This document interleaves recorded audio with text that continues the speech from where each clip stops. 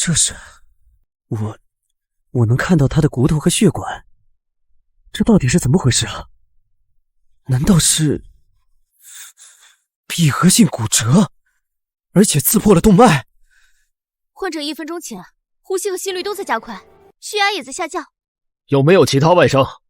做过骨折和气胸检查吗？检查过了，没有出现这些情况。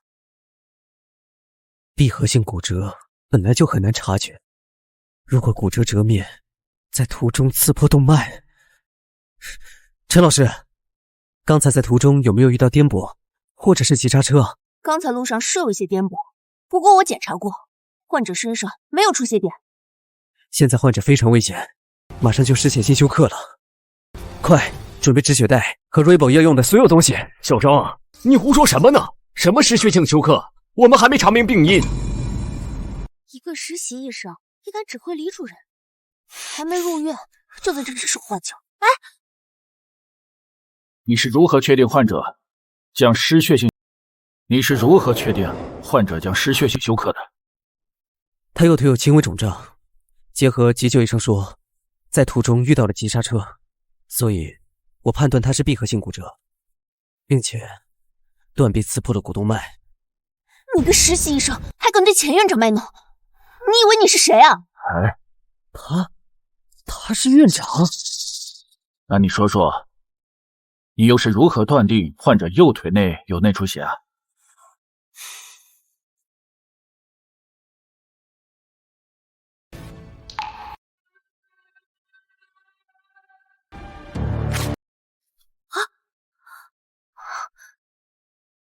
股动脉出血，真让一哥说中了。这怎么可能？刚才大家都没有看到。患者 CT 报告出来了吗？是。这是患者最新的 CT 报告。果然是闭合性骨折。多亏了你啊，及时让人止血，否则患者已经是失血性休克了。李岩，准备 Rebo。是，钱院长。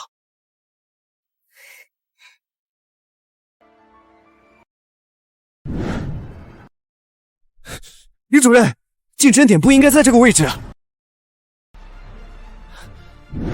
张毅，你一个被开除的实习生，在这胡言乱语什么？还不快滚！啊，钱院长，是我管教不严，让您见笑了。我这就把这个愣头青给带走。那你认为应该从何处穿刺？我认为应该从髂总动脉进针，那里没有出血点，并且手术室也清晰。妙啊，这进针口选的太妙了，既避开了出血口，又给骨科手术制造了空间。好，患者就交给你们了，立刻送去手术室。是。张毅啊，你这么有天赋的医生，为什么没能留院？钱院长，一哥的实习成绩一直都是第一，可是何主任就是不让他留院。杨月，你胡说八道什么呢？钱院长，不是这样的。张毅他虽然分数高，但他综合素质不行啊，平时工作态度懒散，而且又没团队精神。何主任，你说的我都记住了。2天以后，所有实习医生重新考核，我亲自监考。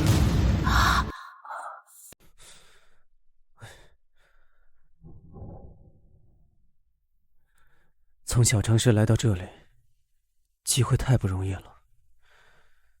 这次考核，我一定要把握住机会。神医系统激活成功，恭喜宿主获得新手奖励。模拟手术室已开启，技能人体解剖已解锁。模拟手术室，进空间。宿主可在模拟手术室无限次练习。系统将根据操作精准度进行评分。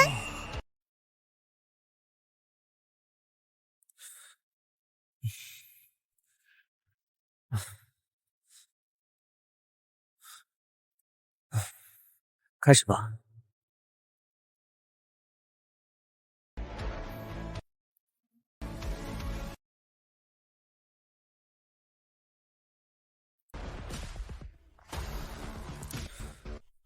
60分。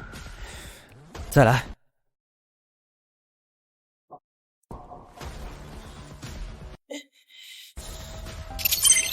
50分到宿主通过考核。再来洋溢人工瓣膜置换术60分。再来，再来，人工瓣膜置换术，再来！可是做心脏手术的重要技能啊！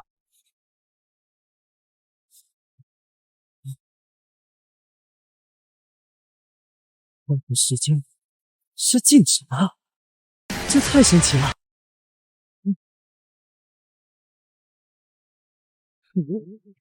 太……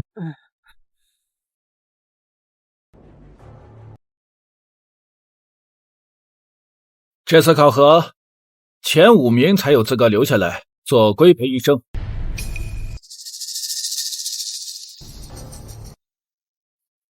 另外，还有2名院外的面试者，和你们一起考核。啊？什么？还有院外的人？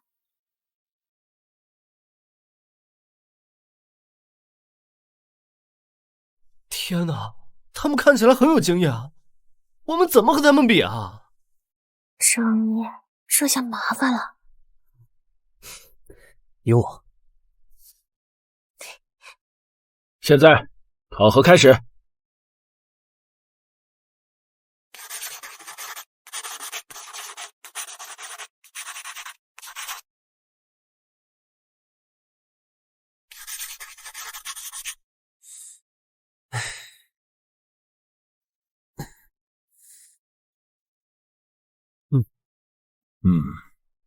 不愧是学霸，这么快就交卷了。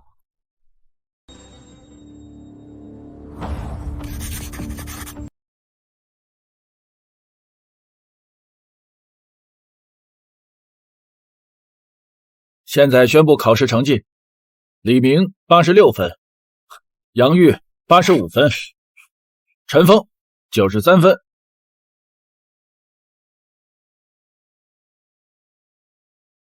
院长，一哥的成绩还没有宣布。这次考试只有1个人考了满分，他就是张毅。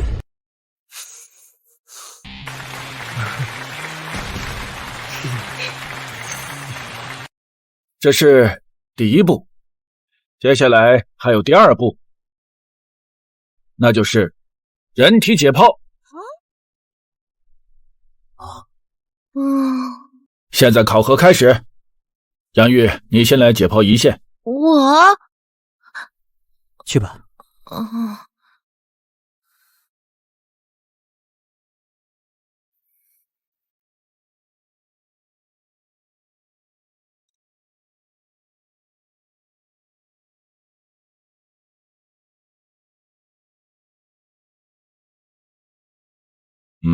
下一个张毅解剖脾脏。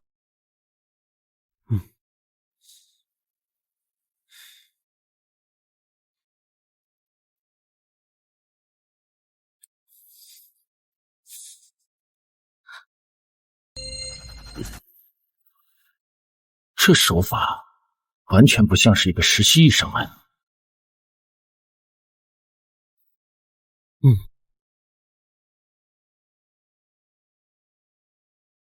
张毅，你以前是不是学过解剖？我其实在学校练习过。只在学校练过就这么快，这也太厉害了！这也太厉害了，我的手都还在抖呢。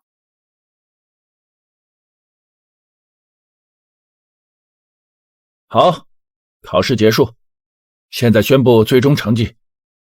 第5名杨玉，留院规培，分到急诊科。第3名陈峰，留院规培，分到肾内科。第1名张毅，留院规培，分到急诊科。好了，考核结束了，大家回去工作吧。张毅不过是得了第1名，还不是分到急诊科那个破地方，等着我升职加薪吧。难道背后想把我搞走的人是他？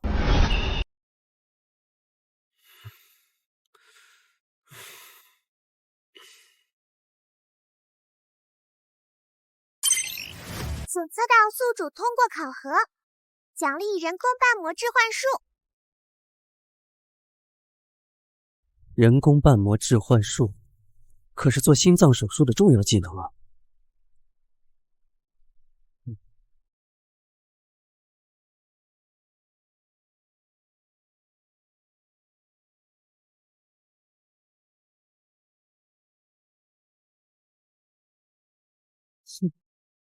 太好了，又掌握了一项手术技能。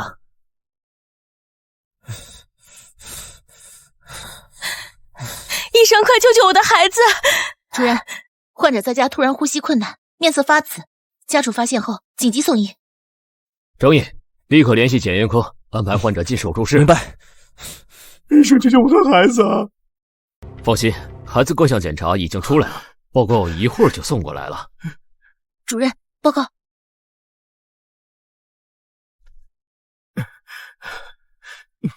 孩子之前有没有过类似情况？啊，没有吧？没有啊，他身体一直都挺好的。对，不知道怎么了。求求你了，医生，你一定要救救他呀！求求你，救救他呀！你们别着急，我们心外科主任马上就到。大哥大姐，你们放心吧，咱们是专业的。来，先坐，坐。你们放心吧，孩子一定会没事的。立刻手术！医生，我们的孩子。张毅，你想进去学习吗？嗯。好，我安排你进去旁观。那谢谢老师。哎，谁让我是你的代教老师？去吧。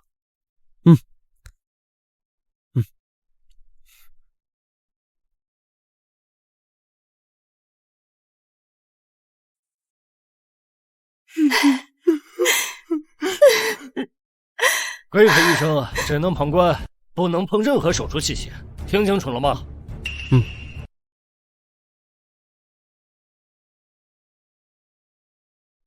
不愧是老心外，手法确实老练。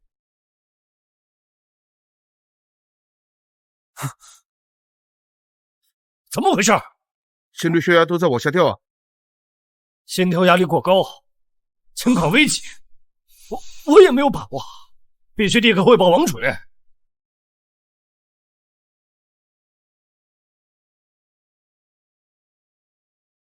主动脉缓慢，压感并关闭不全，心包积液，和昨晚模拟练习的情况完全一样。现在该怎么办？必须马上进行瓣膜置换，并缝合心包手术。肖医生说了，等他回来处理。你一个规培医生懂什么？等不及了，再拖下去，孩子会有生命危险。出了问题谁负责？我负责。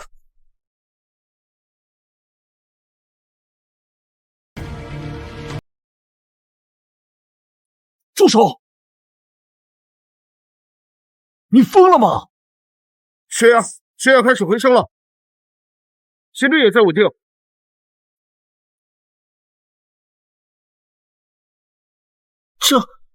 这怎么可能？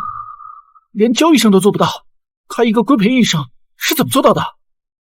快，太快了！从没见过哪个医生做手术这么快。情况怎么样？王主任马上过来。焦医生，手术完成了。完成什么？谁让你动手术器械的你？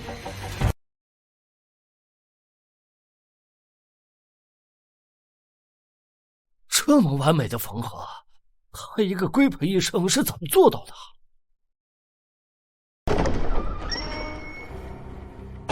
完了，王主任最守规矩，万一他以为是我让张毅做手术，那就完蛋了。贾大夫，病人情况怎么样？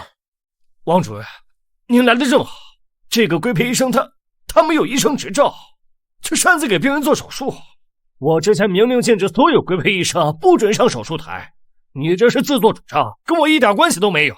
王主任，刚才病人情况危急，是张毅的。是啊，张毅医生操作十分合理，手术非常成功。你们懂吗？他这是在拿病人生命开玩笑。焦医生，你够了！医院有医院的规矩，一个规培医生擅自下手术台，这就是违规。那是规矩不合法，还是人命不合法？你胡闹完一稍有差池，这就是一条生命，你负责吗？我是做好手术成功的准备，不会出错。不知悔改，张毅，你被开除了。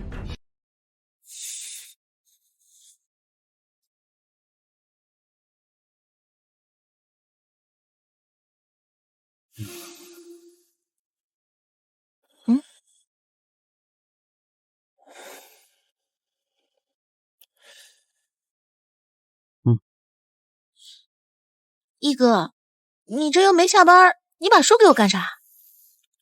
我被王总开除了。什么？开什么玩笑？张毅是钱院长看中的人，谁能开除你？等一下，我给院长打电话。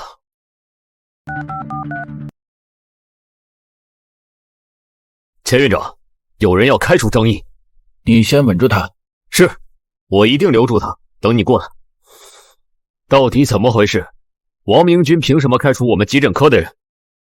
我亲自做手术。啊？什么？你一个规培医生怎么敢手术的？王明军那个人最看重规矩，你这是触碰到他的逆鳞了。唉，我让你去观摩，你怎么自己上手术了？当时情况紧急，孩子已经……他是在狡辩，他那是在狡辩。张毅，你不知悔改，还敢在这里胡言乱语！王主任说的没错，院里有明确规定，你怎么擅自做手术？王主任，张毅他也是为了救人，当时情况危急，孩子命悬一线。救人？这不是他违规操作的理由。王主任，张毅虽然违规，但他并没有出任何差错，手术非常成功。你一个副主任，凭什么质疑我的决定？是副主任怎么了？我是张毅的带教老师，我很了解他，他这样做肯定有他的道理。对啊，一哥是我们这批实习医生里成绩最好的，他应该是不会出错的。就知道你不舒服，没关系，还好有手术录像为证。好啊，那我们一起看看。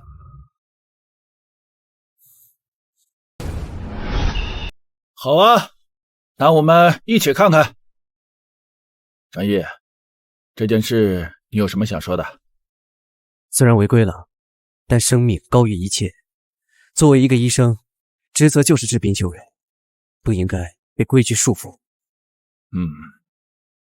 钱院长，你看他简直是一派胡言，视频里清晰的记录了他到底有多荒唐。那好吧，那我们就一起看视频。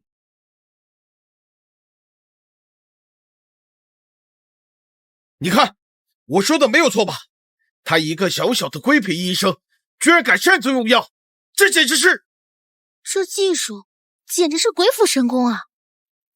就算是某些郑主任，也达不到这种程度吧？啊，这就完了？4分30秒就完成了手术，这放在全国也没有几个人能比吧？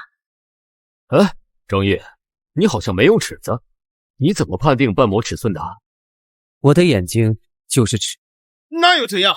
小女孩还在昏迷，就不代表手术成功了。院长，主任，小女孩醒过来了。院长，主任，小女孩醒过来了。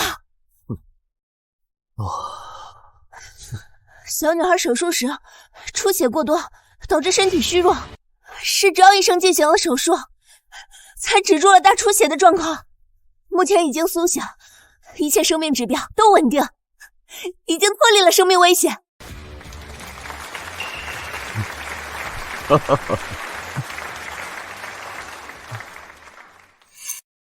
王主任，这小女孩已经苏醒，那就说明手术是成功的。你还有什么好说的？这规矩是死的，人是活的，你差点让我们医院失去了一位医学天才。但考虑到你是按规矩办事，情有可原。王主任，交医生，你们向张毅道个歉。张毅，对不起。对不起。鉴于张毅在这次抢救中突出表现，院里决定破格晋升为主治医生。好。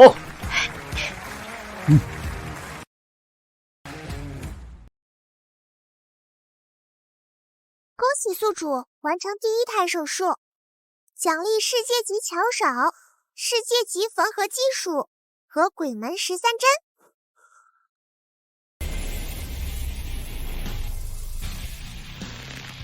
感觉双手更灵活了。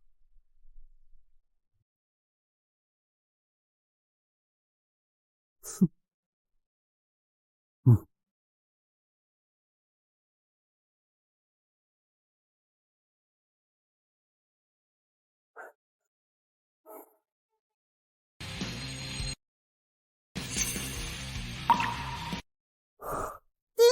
恭喜宿主缝合技术已达到满分。各位同仁，今天我们在这隆重集会，表彰一位在危机时刻挺身而出的好医生。听说了吗？昨天有个规培医生上手术了，听说把那个心脏病的小女孩救活了。难道今天表彰的就是张毅医生？我听说他实习期还差点被淘汰呢。现在医术那么高超，张毅被分到急诊科，急诊科这回可真是张宇。当初就应该多花点钱打点，直接把张毅给弄走。现在，让我们用热烈的掌声欢迎张毅医生上台。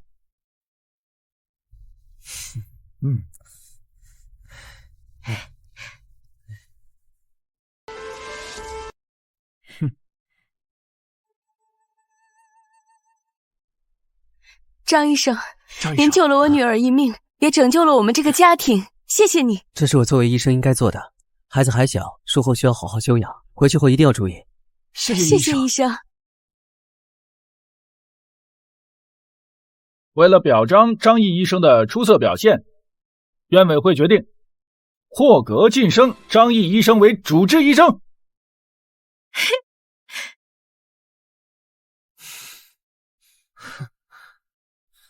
我不同意。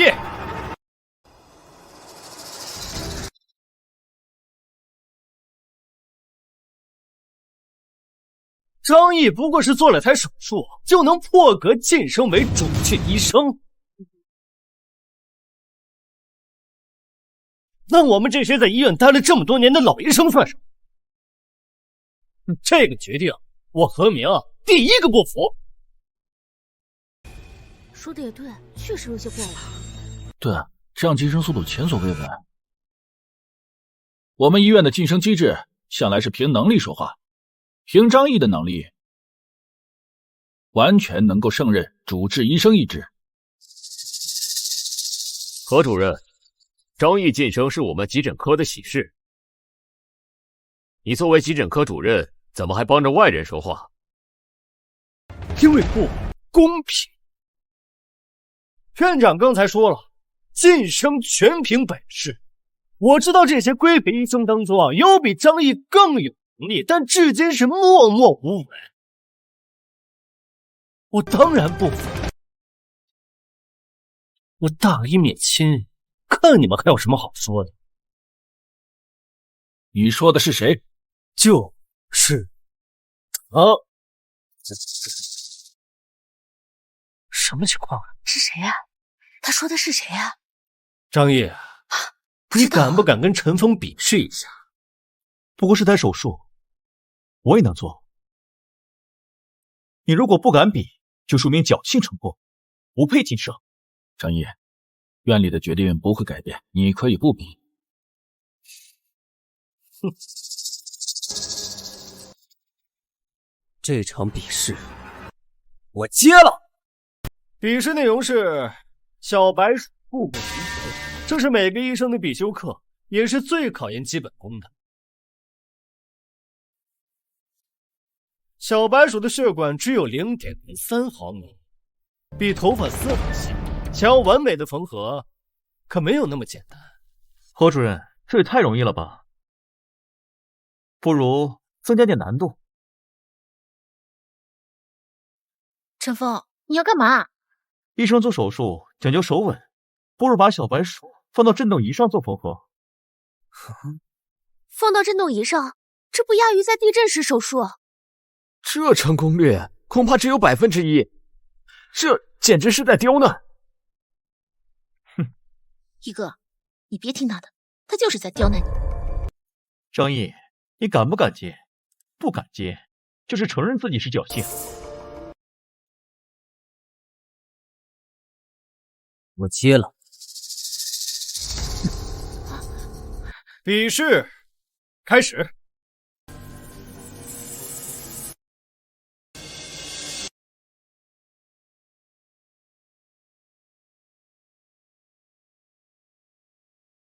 这陈峰的手法也太稳了吧！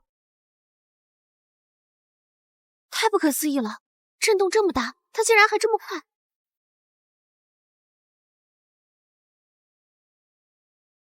完美，简直不敢相信这是在震动下缝合的。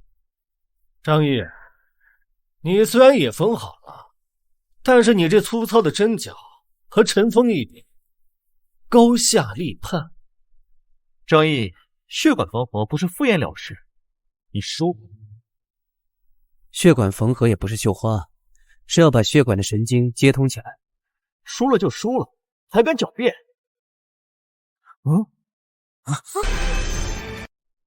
张毅的缝合技术不至于这么差呀。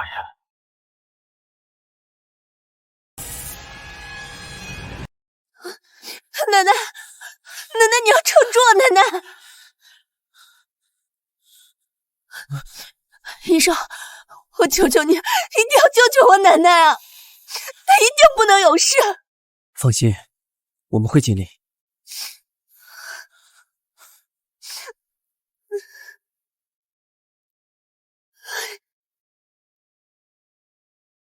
患者80岁，因腹部剧痛送院，初步诊断为肾结石。结石体积不大，位置明确，开刀取出即可。听起来就是个小手术啊。田院长，既然是个小手术，不如让陈峰来练练手。张毅做台手术都能晋升，那也应该给陈峰一个表现的机会。白主任，你是这台手术的主刀，陈峰又是你带的规培医生，你来做主吧。刚才他在解剖室缝合小白鼠的手法确实不错，有我在旁边看着，应该没什么问题。张毅，看我怎么超越你！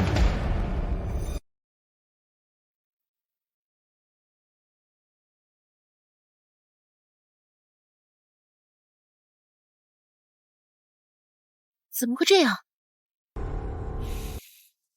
结石太细碎了，情况比预想的复杂，要不我来吧。白主任，我可以，我一定可以处理好。钱院长，陈峰平时训练也很刻苦的，相信他能行的，给年轻人一点机会嘛。这何明怎么总是帮着陈峰？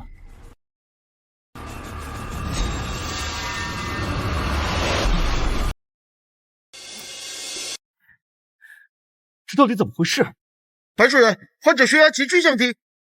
啊，不好，切到肾动脉了。白主任，我来缝合，我一定可以缝合好。看到小白鼠我就缝得很完美，大家都看见了。哎呀，胡闹！啊！这位老人已经80岁了，他的血管壁早已老化，比普通成人要薄得多，根本就不是你缝几个小白鼠就能比的。连这点医学常识都不懂。白主任，血压降得太快，必须立即止血，否则老人有生命危险。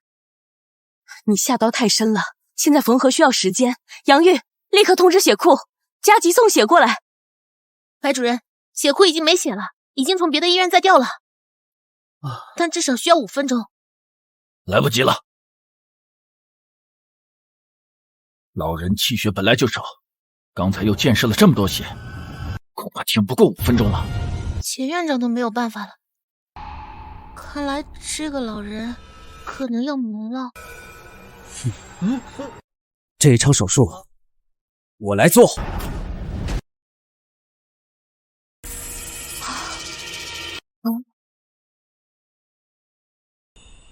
这场手术我来做。你胡闹！连钱院长都说没有办法，你凭什么说你能做？别以为你做了台手术就了不起。对呀，张毅，刚才的缝合比赛，你可是我的手下败将。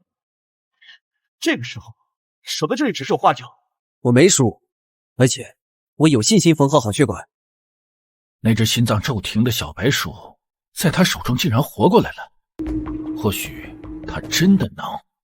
张毅，这台手术由你来做，其他人全力配合。钱院长，不行啊，家属在外面等着呢。万一张毅他失败了，家属一闹起来，这医院的名声可就毁了呀。相反，我们等血送过来，万一老人没有救活，责任也不在我们。是啊，医院的名声是多年积攒下来的，可不能拿这个去冒险。现在医闹很敏感，万一这件事情闹到网上，以后谁还会相信我们？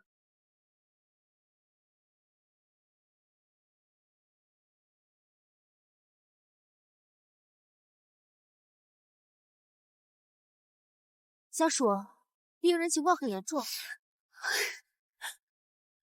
张医生，我相信你，你说过的，你一定会救回我奶奶的。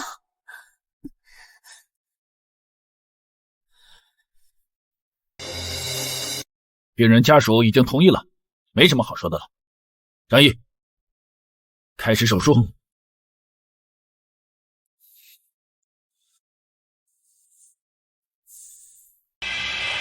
张毅，你要干啥？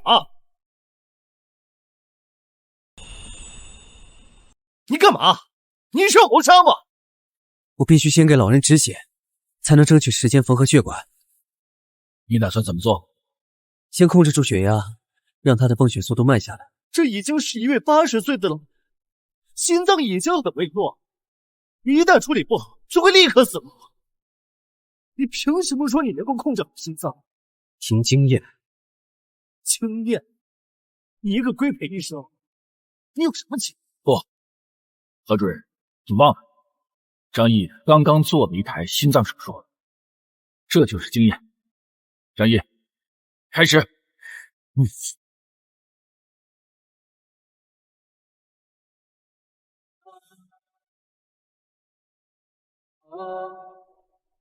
这是鬼门13针。鬼门13针，这不是早已失传的绝技吗？他一个规培医生，怎么这？我听说只要扎满13针，就算死人也能活过来。不好了，老人心脏停了！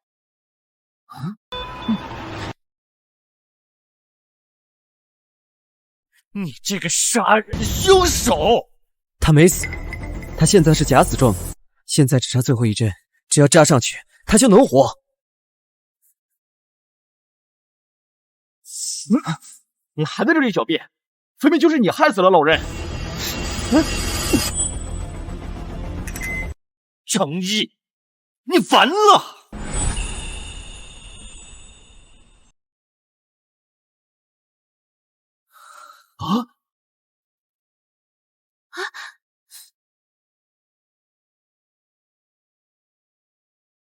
血量恢复了，出血量明显降低了，血止住了。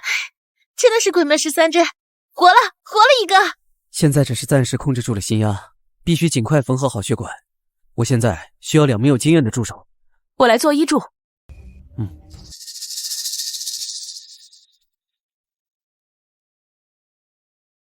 我来做2助。我去，一颗牛逼啊！竟然让2个主任做他助手。那我们开始手术。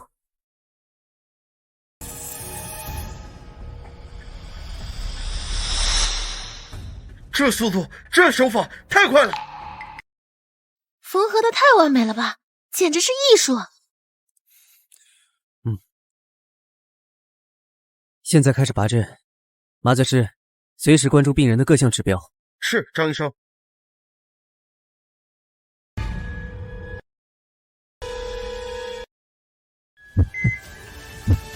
各项指标全部正常。太好了，使劲活了！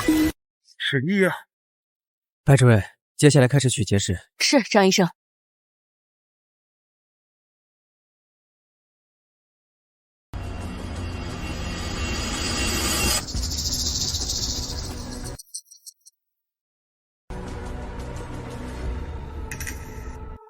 这么多碎石，张毅，你竟然在5分钟内全部取完，这速度放眼全国都没人能比呀！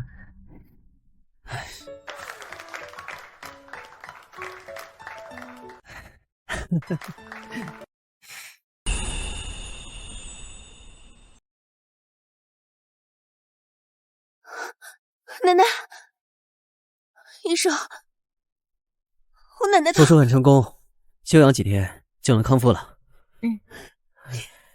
医生，谢谢你，我先去照顾我奶奶，日后必有重谢。院长，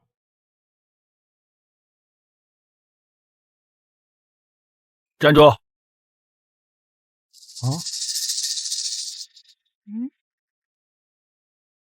院长，还有什么事吗？何明，最近有没有做过对不起医院的事啊？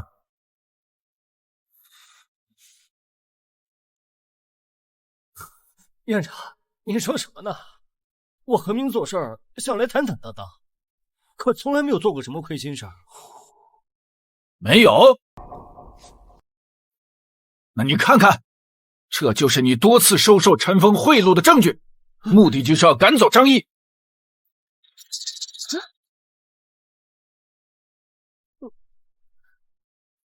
好啊，原来是你们2个混蛋在背后捣鬼，真是卑鄙！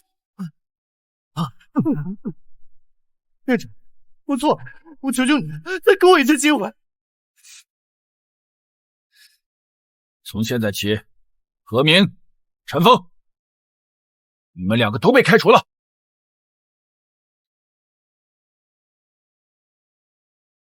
活该！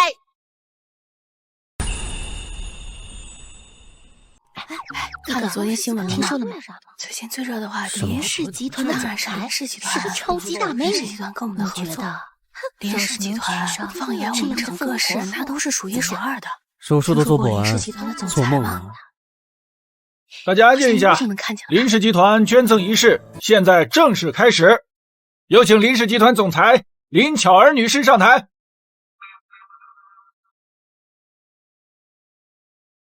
一哥，这不是你前2天救的那个病人家属吗？是啊。今天我在这里想特别感谢一个人，是他救了我的奶奶。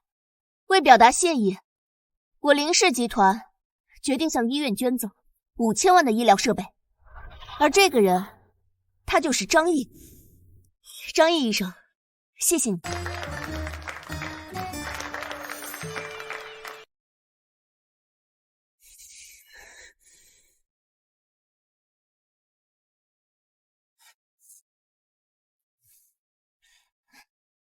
张医生，这是我的名片，有空请我吃饭。林总客气了，改天吧。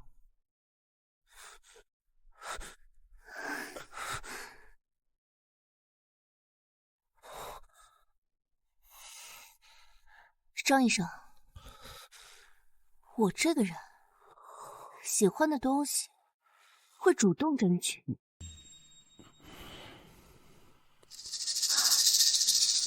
一哥，你们，张医生，我们还会再见面。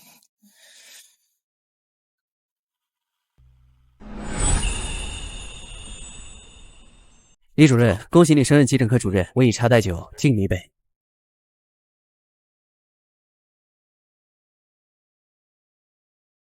也恭喜你当上主治医生。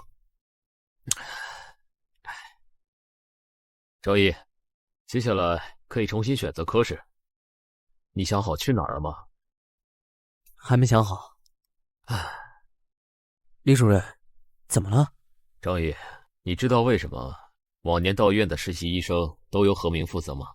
难道是院里的安排？不是，急诊科每天都会接到各种病人，这能让实习医生快速学习各科知识，拓宽视野。原来如此。可是急诊科又苦又累，压力大，很多实习医生都把急诊科当跳板，当上主治医生后立刻就离开了。这些年急诊科流失了太多人才。我跟你说这些，不是要强留你，只是觉得像你这样100年难得一遇的天才，如果不能留在急诊科，是急诊科的损失，也替急诊科感到惋惜。但我还是祝你前程似锦，未来一帆风顺。李主任，我还没想好要去哪个科室，但无论我去到哪里，我都不会忘记您对我的栽培。来人啊！有人晕倒了！这怎么了？快看那边怎么回事？晕倒了！怎么了？好像有人晕倒了，怎么回事？围那么多人，看一下看一下。好像有人晕倒了，打120了吗？快打120啊！必须立刻送医院。看一下看一下，有人会施救吗？我们是附近医院的医生，哎，好像已经有医生过去了。哎，吓死人了！从来没见过这种情况。深夜叫大家来，是急诊接了一个昏迷患者。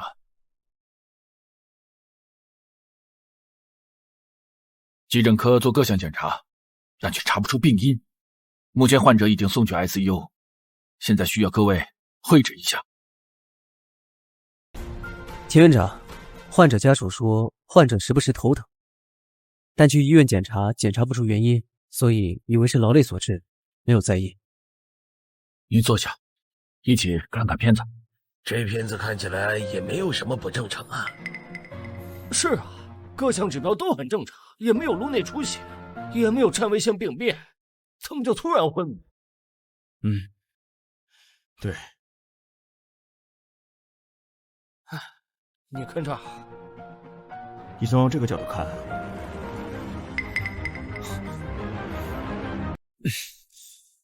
秦院长，各位主任，病人的昏迷是因为大脑里有寄生虫。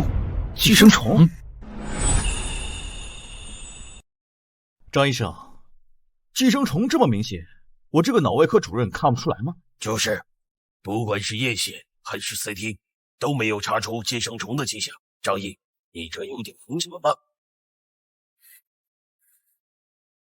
寄生虫就在这儿。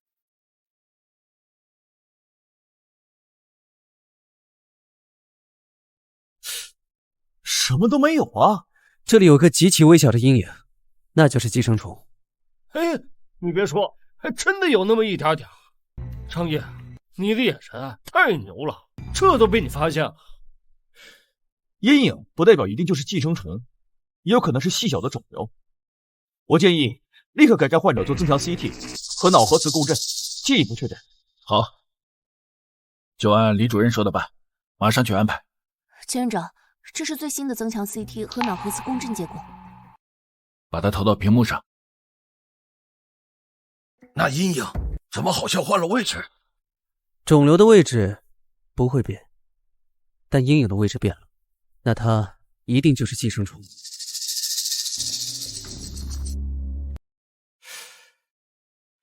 李主任，你看怎么处理？现在必须立刻手术。寄生虫在脑子里，每分每秒都可能造成不可逆的损伤。寄生虫位置跟脑神经紧密相连，这台手术风险极高啊！必须立刻通知家属，签署手术同意书才行。事不宜迟，李主任，立刻安排手术。好，张毅，这个病是你发现的，一起跟过去。是。医生，我老公到底得的是什么病啊？你老公脑子里面有寄生虫，你平时有没有给他吃刺身、生鱼片之类的生食？没有啊，我们家平时省吃俭用的，哪有钱去吃那些东西啊？他会不会是喝了工地上的生水？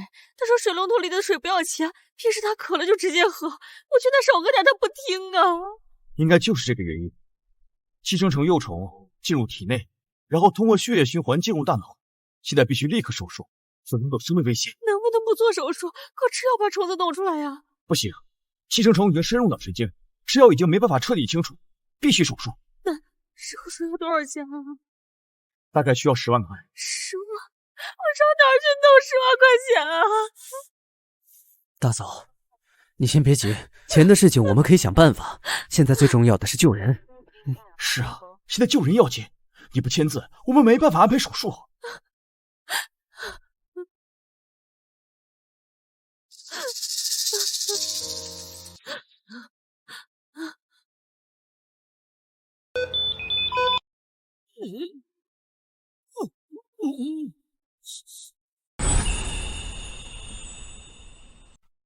老王，你别吓我呀！医生，这是怎不好么了？，这是癫痫发作，寄生虫在啃咬脑神经，怕是无力回天了。你说什么？老王他没救了！李主任，求求你，一定要救救他，老王不能死啊！大嫂，以现在的医术，根本没人能救得了他，除非华佗在世，否则我们真的无能为力。老天爷呀，我们只是想省点水钱，怎么会没命了呢？老王啊！张毅，你这是干什么？已经救不回来了，你就不能让他安心的离世吗？我能救他，让我试试。护士，地西泮10毫克静脉注射，再准备甘露醇125毫克，建立静脉通路，快速静滴，快！是。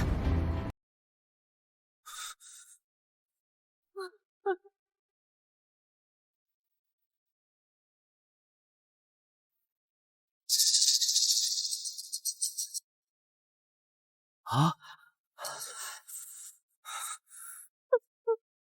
张医生，接下来我们该做什么？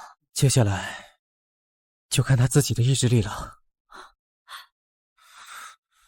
李主任，指标恢复正常了，病人救过来了。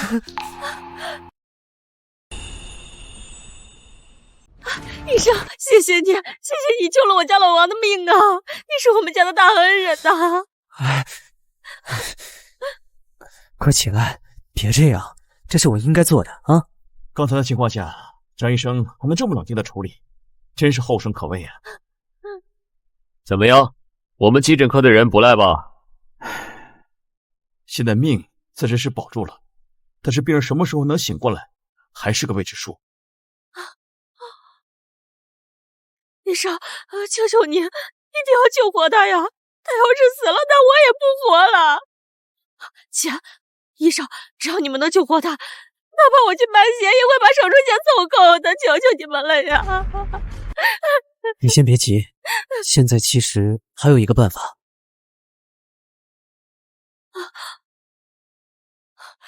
什么办法呀？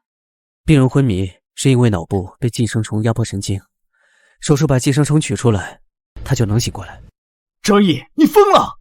开颅手术稍有不慎，病人就会立刻死亡。现在最稳妥的办法就是保守治疗，至于能不能醒过来，就看病人自己的意志了。寄生虫不取出来，他就永远醒不了。你当我不知道吗？想要开颅取出寄生虫，成功率不到1%。医生，哪怕只有1%的概率，我们也想试试。求求你了，求求他吧，医生！既然家属同意了，那我们就搏一搏吧。护士，准备手术。收到。李主任，这次手术不如让张毅当你的医助吧？啊？你说什么？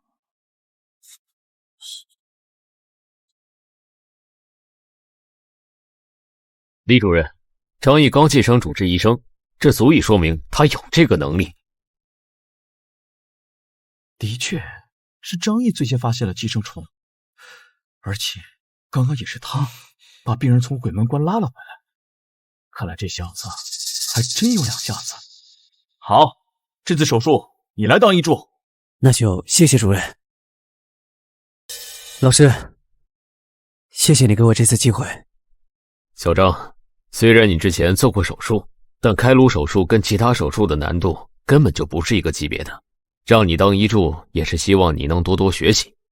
好的，主任。我还得叮嘱你两句，李主任是脑外科的权威专家，经验丰富，但他有一个毛病，就是不喜欢别人指手画脚。所以你进去后千万别乱说话，也不可以自作主张，全听他的安排，明白吗？好，我明白。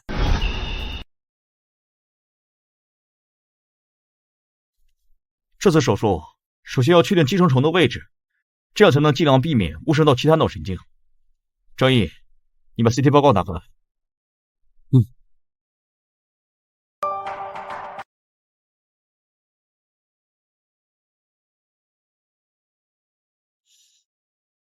还好，位置清晰，起在筋脑位置，问题不大。开始手术，电钻。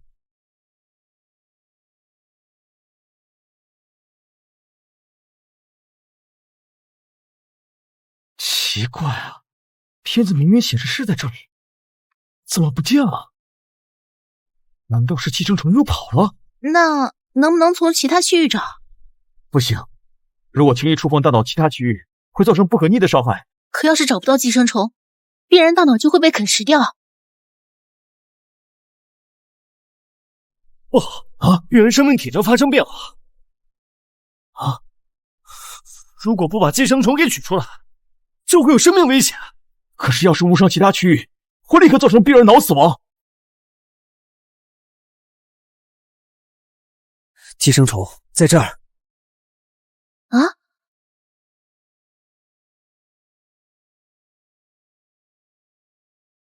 寄生虫在这儿。啊？你确定？确定。杨玉，用扫描仪精确扫描这里。好。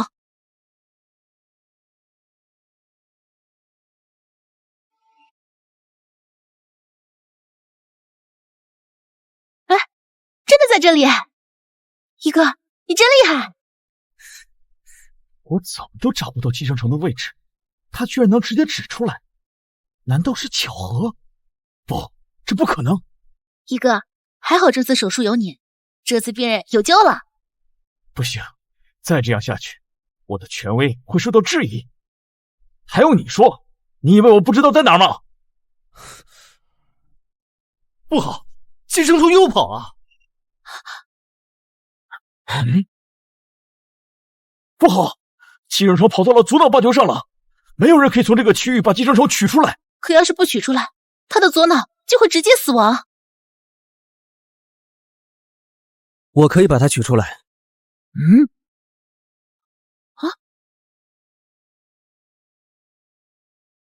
我可以把它取出来。你知道这个区域意味着什么吗？左脑半球构造复杂，我敢说，放眼全国，还没有几个医生能从这里把寄生虫取出来。李主任让我别多嘴，但现在情况紧急，管不了那么多了，病人等不起啊！李主任，请相信我，别人不可以，我可以，我有把握可以取出来。你？别以为你当上了主治医师就了不起了，做过多少台开颅手术？我从业以来做了上万台开颅手术，是这方面的绝对权威。连我都没有把握把它取出来，你凭什么？我不能说凭我有系统吧？左脑半球结构是复杂，但只要下手精准，就能把寄生虫取出来。你说的倒轻巧，里面的脑神经元错综复杂，你要想在不伤害脑神经元的情况下取出来，根本不可能。好了，我宣布手术失败。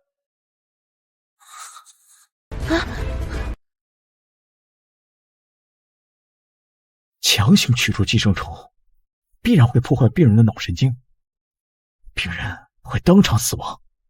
但若是不取，左脑半球构造复杂，手术失败也情有可原，不会追责到我的头上。王医生，把脑颅给缝合上。主任，真的不试一下吗？他干了我10几年，现在竟然帮着张毅说话，这显然是对我的挑衅。你聋了吗？还是我现在说话不好使啊？我说了，手术失败。是。本来我就说保守治疗，可你非要手术。现在好了，给了病人希望又做不到。我现在出去告诉家属，你好好想想怎么跟家属解释。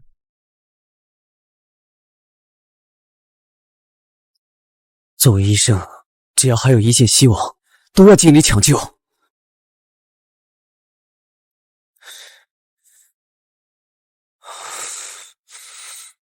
你干嘛？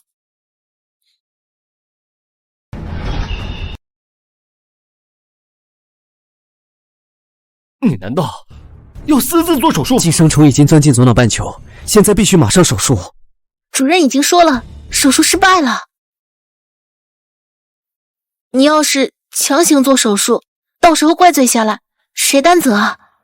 如果因为担责，那就放弃救援，那我们还算什么医生？可是，病人是因为省钱，长期喝生水才导致寄生虫感染。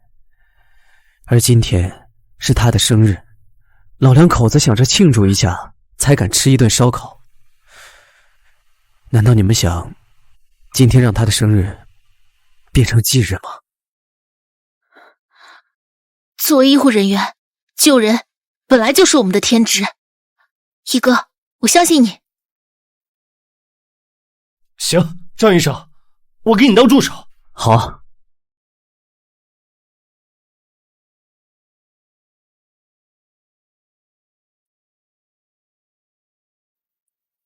可是寄生虫的位置太隐蔽了，想要找出来根本不可能。现在只有一个办法。难道是鬼门13针？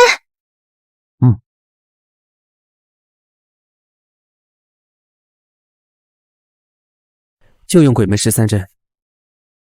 一哥，你居然会鬼门13针？鬼门13针？你竟然会鬼门13针？鬼门13针可以控制人体器官，先给大脑神经做一个改造，就不会伤到病人的脑神经。控制人体器官，今天终于可以看见失传已久的鬼门13针了。那我们开始吧。医生，我老公他会没事的，对吗？放心吧，李主任是我们医院最权威的脑外科医生，他一定可以救活你老公。情况怎么样？还在手术。医生，我老公的情况怎么样？很遗憾，寄生虫钻到了左脑半球，根本没办法取出，手术失败。怎么会？大姐，快起来！怎么会这样？左脑半球结构复杂，你也经历了，这不怪你。张毅呢？他还在里面。不好！李主任，你怎么能留他一个人在手术室呢？有什么问题吗？你有所不知，之前他就趁着主刀医生出来的空隙自己上手术了。啊！大胆！住手！谁让你上手术的？你小子怎么又擅自上手术？我让你给病人做缝合，你把我的话当耳边风吗？可是，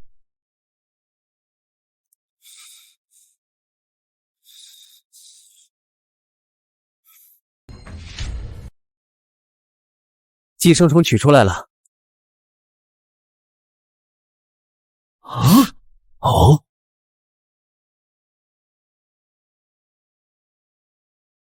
左脑半球神经网络错综复杂，这样强行取出寄生虫，肯定会给病人脑神经带来伤害。没想到你为了表现，竟然连病人的生命都不顾，太没医德了吧！我是在确保不伤害到病人的脑神经基础上才手术的。什么？李主任，现在不是争吵的时候，让他把手术做完再说。可是，我相信张毅。张医生，你继续。开始缝合。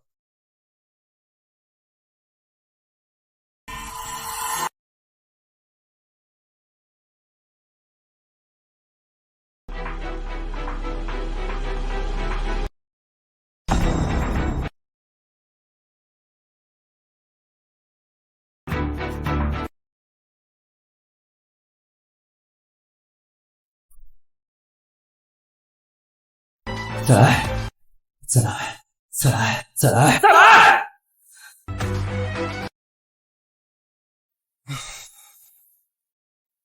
手术结束。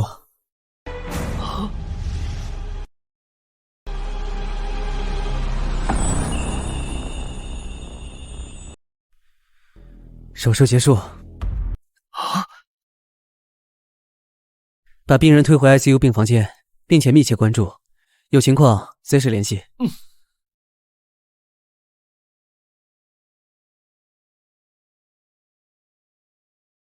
我刚才用鬼门13针提前对病人的脑神经做了保护，所以不会伤到病人的神经。鬼门13针？你说的是早就失传的鬼门13针？李主任，你不知道张毅有这手绝活吧？上次我们见了之后都极为震惊，所以我才让你把心放肚子里嘛。是啊，李主任，易哥呀，是咱们急诊室的明星医生。院长，这事儿不能就这么算了。李主任，这手术都顺利完成了，还有什么问题吗？手术是没问题，但张毅留在你们急诊科就有问题了。我必须要把他挖到手。手术是没问题，但张毅留在你们急诊科就有问题了。我必须要把他挖到手。院长，当初你挖我过来的时候，不是给我承诺过，在脑外科以后都听我的？这是在我的手术室，没有我的允许，他竟然擅自做手术，我觉得应该严肃处理。可易哥都已经完成手术了，还能怎么样？院长，这事儿也不能完全怪张毅啊。主任，易哥只是想救人，他没做错什么呀。李主任，这件事我会给你个交代。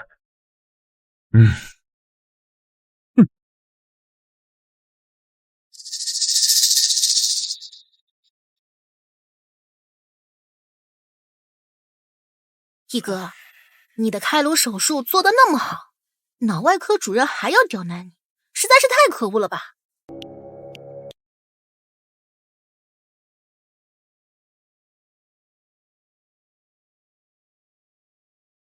你以为进手术室做完手术就没事啊？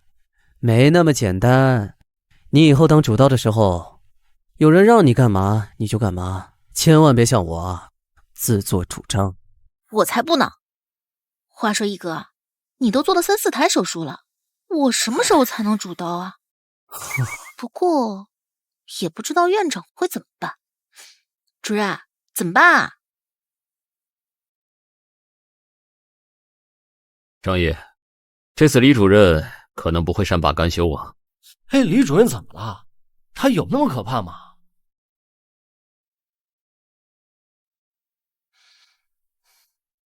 你们新来的不清楚，李主任可是知名的脑外科专家，也是绝对的权威。当年钱院长可是3顾茅庐才把他从别的医院挖过来的。那他是专家，易哥顺利完成了手术，那不应该赞赏他吗？干嘛刁难他？易哥顺利完成了手术，应该赞赏易哥才是呀，那干嘛刁难易哥？李主任除了专业能力出名，他的权威也是让人闻风丧胆。据说在脑外科从来没人敢反驳李主任。张毅，你这次在他的手术室里擅自做手术，这明显是在挑战他的权威呀！你小子怎么这么糊涂啊？你当时也在，情况危急，我也没办法，你知道的呀。对呀，权威怎么了？他不能做的手术，咱易哥能做啊。他应该无话可说吧？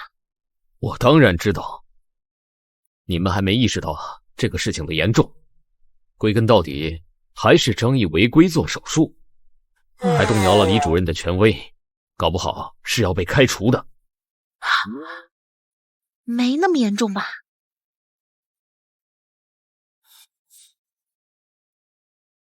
张医生，院长叫你去他办公室。啊？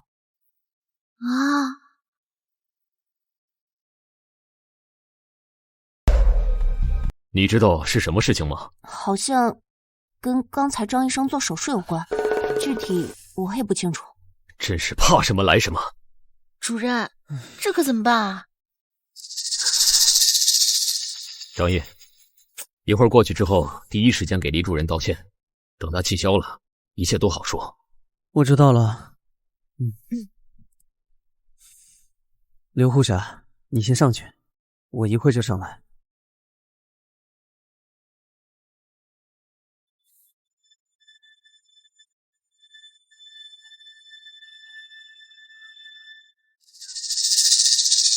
看来张毅这次真的要被开除了，得赶紧告诉王主任。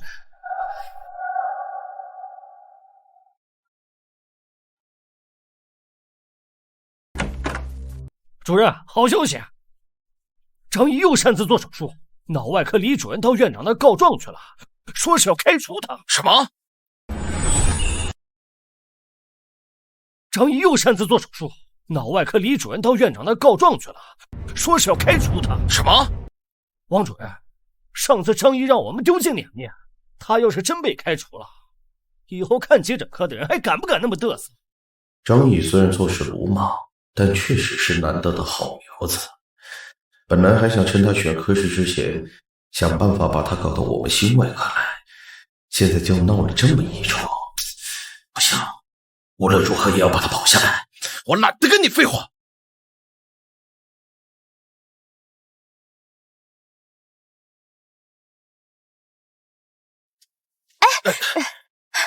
老王啊，什么事儿这么着急啊？啊，老白，我有点急事，下次聊。你，他平时也没见这么着急的呀。哎，小刘，今天老王这么着急，是不是心外科出什么大事了？没有啊，不过刚才王主任好像听到急诊科的张毅要被开除，就急匆匆的走了。什么？张毅被开除了？难怪王明君这么着急，原来他也想跟我抢人。不行，不能被他抢先了。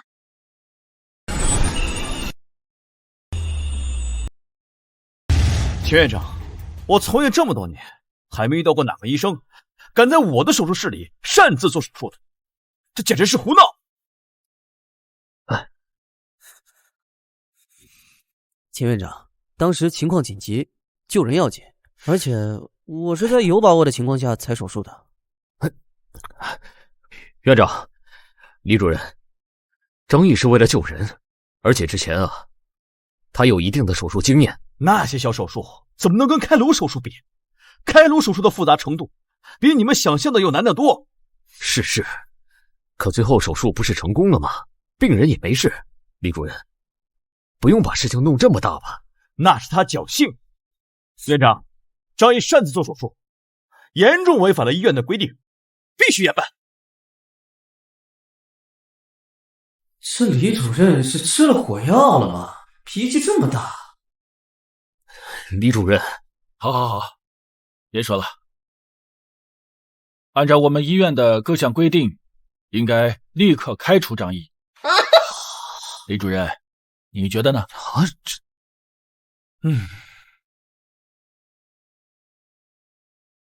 按照我们医院的各项规定，应该立刻开除张毅。李主任，你觉得呢？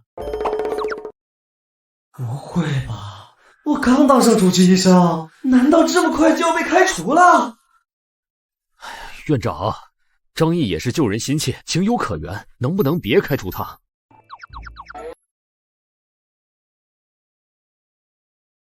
臭小子，刚当上主治医生就找不着北了是吧？还不赶紧给李主任道歉！快去呀，把工作保住再说，快去！我倒也不用开除这么严重。哦，那李主任，你觉得应该怎么处理啊？张毅是你们急诊科的人，既然你们急诊科不会管，那就让我们脑外科来管。刚才不是要开除我吗？怎么现在又要我去脑外科？这李主任到底在搞什么呀？张毅，怎么样？你同不同意啊？我不同意。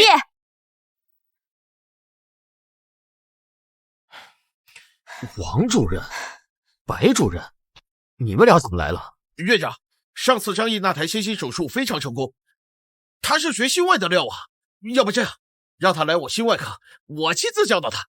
胡说，他明明更适合肾内科，要管也是我来管。张毅啊，来肾内科吧，我保你3年内当主任，好吗？啥时候轮到你俩说话了？来我脑外科，我让你知道什么是真正的艺术。我算是看出来了，你们这是抢人来了。哎呦，老李，你才看出来呀？你们不讲武德，不讲武德怎么了啊？就是我就要张毅。哎，好了，这到底去哪儿，还是要看张毅的意愿。啊，张毅，你说去哪儿？去我那儿。哎，这有什么考虑的呢？当主任啊，放心说。来我这儿，来我这儿。这几个人加起来都快几百岁了，怎么还跟小孩子似的闹起来呀？不过迟早都要选科室，那要不就今天定下来吧？我医院有医院的规矩，一个规矩医生擅自下手出台，这就是违规。那是规矩不合法，还是人命不合法？你胡闹完医生有差事，这就是一条生命，你负责吗？我是做好手术成功的，不会主罪。不知悔改，张毅，你被开除了。其实，行，来，现在只是暂时控制住了心压，必须尽快缝合好血管。我现在需要2名有经验的助手。我来做医助。白主任，接下来开始取结石。是，张医生。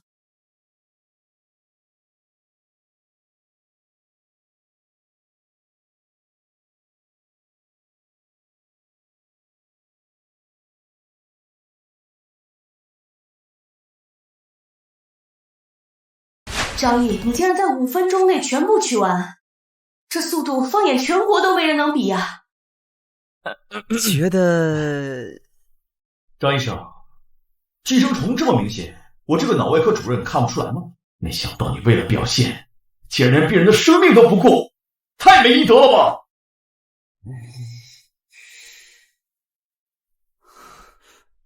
张毅，你想进去学习吗？好，我安排你进去旁观。那谢谢老师啊。我是专业的带教老师，我很了解他这样做肯定有他的道理。很多实习医生都把急诊科当跳板，当上主治医生后就立刻离开了。这些年急诊科流失了太多人才。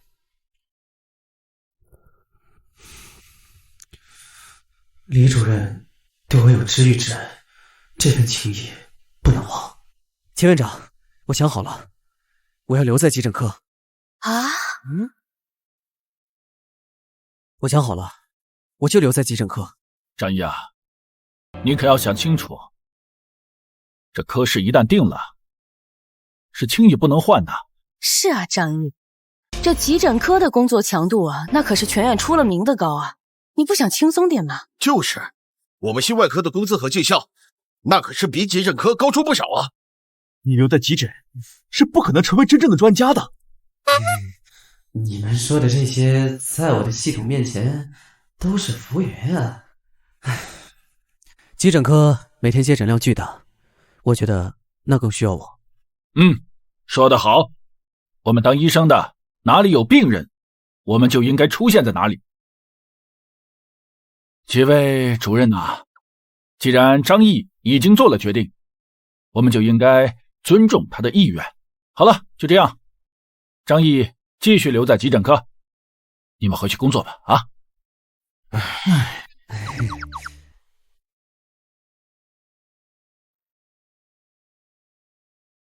张毅，一会儿留一下，我有话跟你说。你糊涂啊！脑外、心外，或者肾内，哪个位置不比急诊好？他们都抢着要你，你怎么还要留在急诊呢？主任，你刚才不是还骂他们抢人，要跟他们干一场吗？怎么现在又让我过去啊？我那是为了咱们急诊的面子，他们不讲武德，我当然要跟他们干一仗。但这事儿关乎你的前途，以你的能力，应该去更好的科室才对。这样吧，你回去认真考虑一下，想好了告诉我，大不了我拉下我这个老脸，去找院长求情，让他重新给你调科室。主任竟然为了我去求院长，看来留下来是对的。主任，我刚才真没开玩笑，我就是想留在急诊，跟你学习的。真的？好啊，太好了。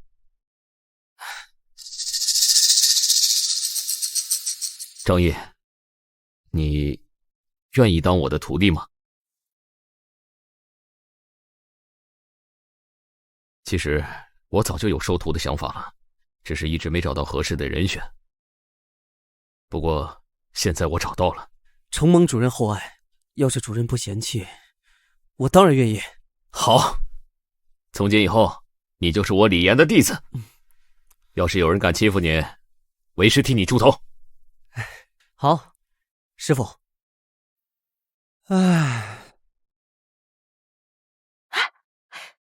一哥，院长怎么说啊？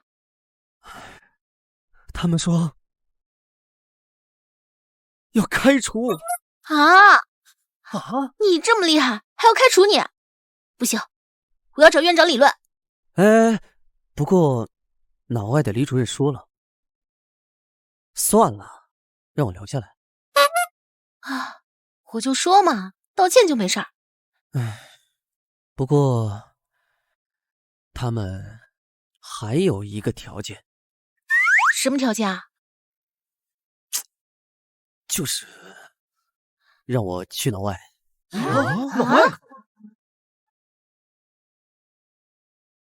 脑外科？脑外科可不是谁想去就能去的。一哥，李主任竟然亲自叫你去。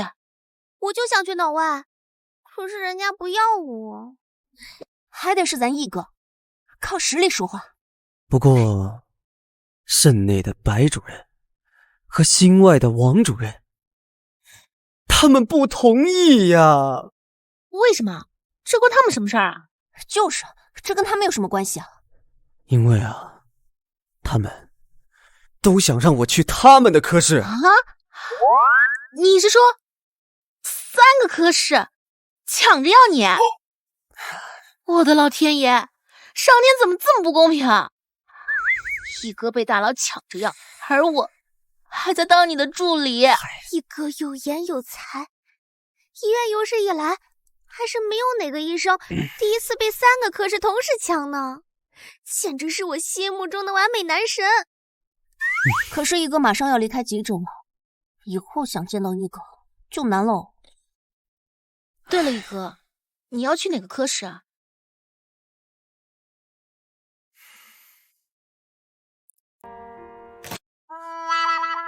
我都给拒了。都拒了？这么好的机会，你干嘛拒了？因为我留在急诊室了。你真的留在急诊室了？对啊，因为我舍不得大家。一哥留在急诊室了，一哥万岁！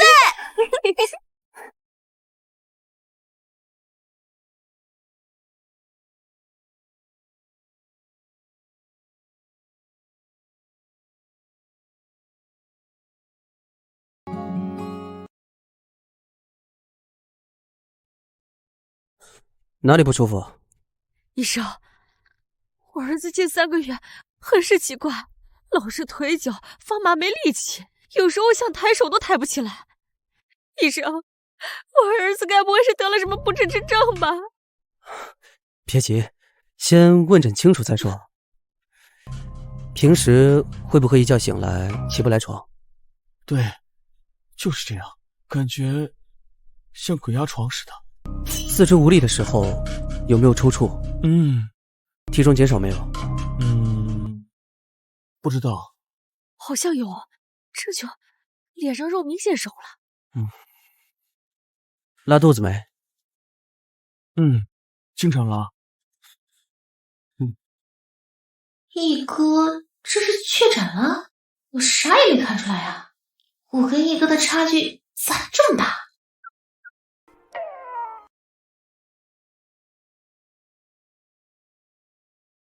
医生，我儿子该不会是得了渐冻症吧？医生，我儿子该不会是得了渐冻症吧？阿姨，不用担心，你儿子只是得了甲亢而已，问题不大。真的吗？去做个检查就知道了。杨玉，你带他们去做检查吧。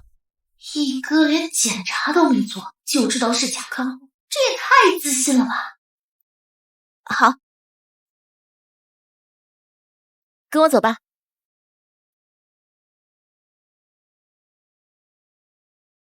报告来了。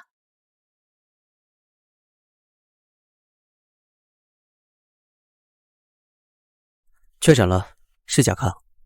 医生，我儿子严重不？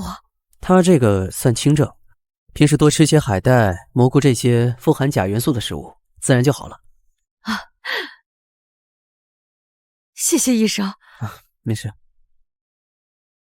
一哥，你这也太厉害了吧！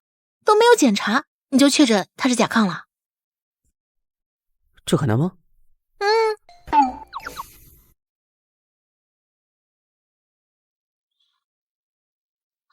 一哥，快看拳！一哥，快看拳！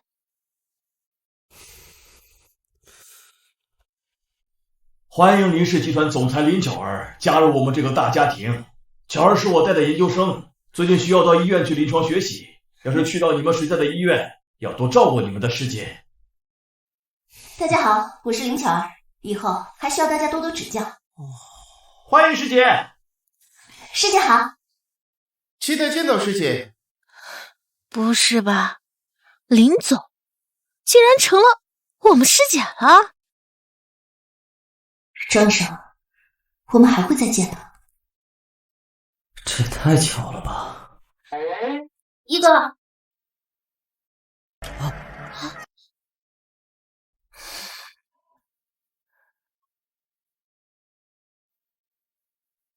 下周我就是毕业典礼，到时候大家聚一下。听说班长上手术了，那今年优秀毕业生肯定是班长了呀。就一个小手术，不值一提。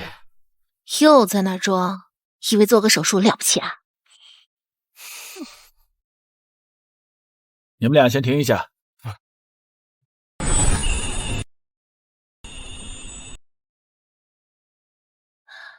林总真的来我们医院了？林总你们都认识吧？他正在攻读医学硕士，需要来咱们急诊科临床实践，你们要多配合啊。林总，我就交给你了。好的，钱院长。那林总，我先过去了。大家都听见了吧？你们可要好好照顾林总啊。大家好，我叫林巧儿，在这里没有林总，只有医护人员。所以大家可以叫我林医生，或者叫我巧儿就好。林医生刚来还不熟悉，你们谁带他一下？哎，我觉得刘老师比较合适，他跟我们师出同门，带师姐比较合适。刘医生，还是让张毅来吧。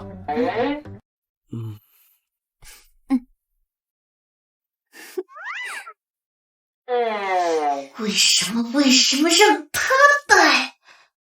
张医生，我们又见面了。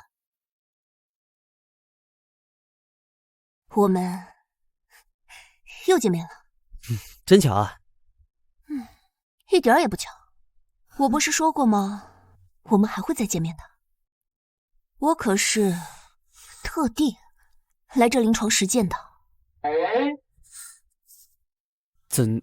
怎么？既然主任让我跟着你学习，加个微信不过分吧？哦。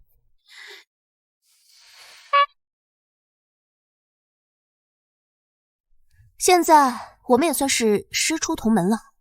你是本科生，我是研究生，算起来你应该叫我一声师姐吧？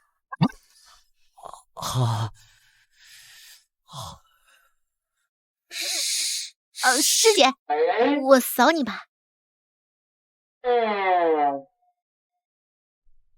张医生，刚刚送过来一个孕妇，你快去看看吧。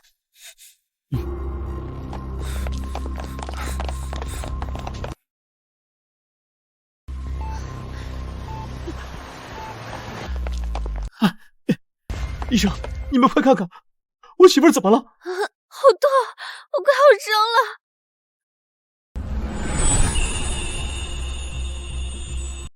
医生，你快看看我媳妇儿，这怎么了？这是？好疼，我要生了！医生，救救我们啊！放心，有我们在，你媳妇儿不会有事的。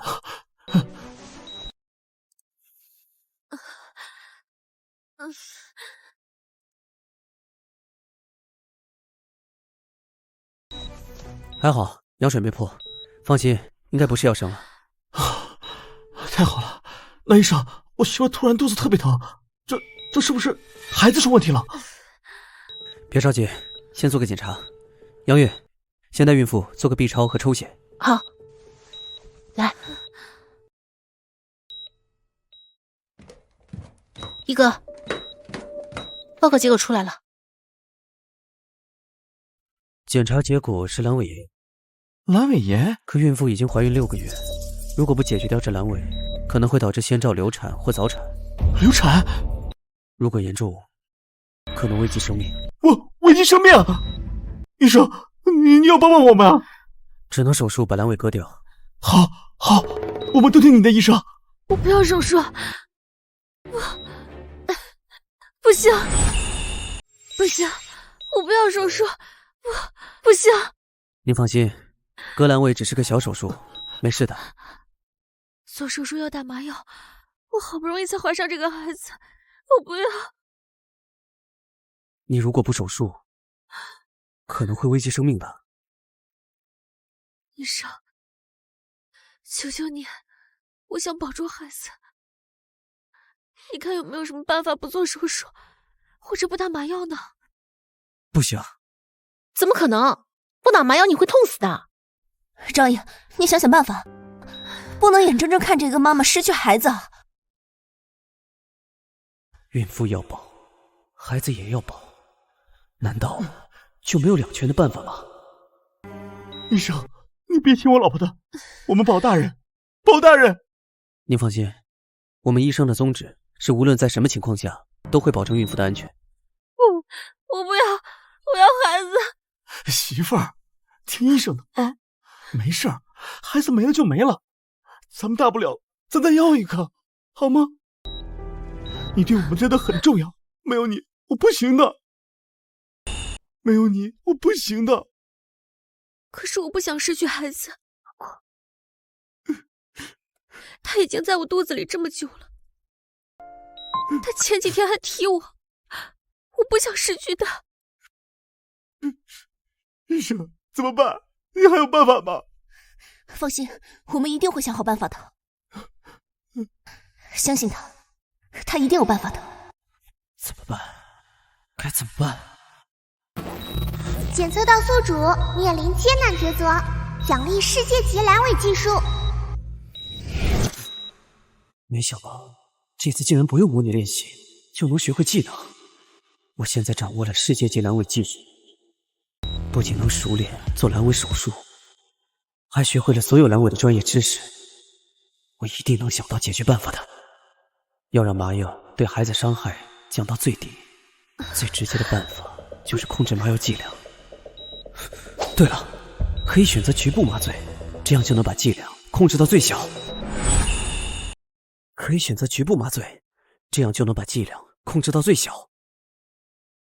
可毕竟还是用到了麻药，对孩子肯定会产生影响。还有没有别的办法？不要麻药，不要麻药！现在还有一个办法。医生，你真的有办法吗？有是有，可能需要遭点罪，有点疼。只要能保住孩子，多疼我都能忍。医生，你快说什么办法？局部麻醉。对啊，局部麻醉可以减轻麻醉剂的药量。好，局部麻醉就局部麻醉，全听医生安排，好吧？不行，局部麻醉还是要打麻药，我不能让我的孩子受到一点伤害，我不要。你放心吧，我们会减少麻醉剂的药量，减少对孩子的伤害。是，听医生的啊，听医生的。不，我不要麻药。我说的局部麻醉，就是不打麻药。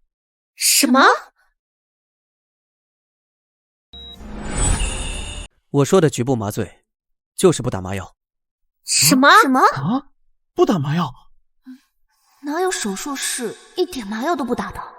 这根本不可能啊！医生，你就别开玩笑了。我一个不懂医术的都知道，这做手术肯定是要打麻药的呀。张毅，你是不是还有什么其他的办法？打麻药是为了阻断神经传导，让病人失去痛觉。只要有办法阻断神经传导，那就能达到不打麻药的目的。可是除了打麻药，没有其他办法能够阻断神经传导的呀。啊？可以通过针灸达到这个目的。针灸？没错，这就是我刚刚说的，要遭点罪，扎针肯定会疼。扎针就扎针，我能忍。不是，但据我了解，这个精通针灸的都是老中医啊。您这么年轻，可以吗？要不，医生，咱们还是找个有经验的医生来做，好吗？这台手术只有我能做。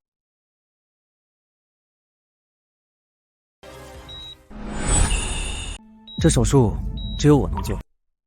他自信的样子好帅，请您一定放心，张医生医术高明，他曾经救过我的奶奶，请您一定要相信他。医生，可这毕竟是2个人的生命啊。医生，咱还是找个有经验的主任什么来做吧，花多少钱我都无所谓啊，只要能保住我媳妇和孩子的平安就行。张毅，你别往心里去，我完全相信你。一哥，我也相信你。没事，毕竟关系到2条性命，家属谨慎点也可以理解。大不了我给主任当医助。没事儿，我现在就给你联系李主任。谢谢医生，谢谢医生。媳妇儿，你得救了。李主任，这边有个患者需要您过来一趟。谢谢医生理解，他们对我真的很重要。没事儿，可以理解。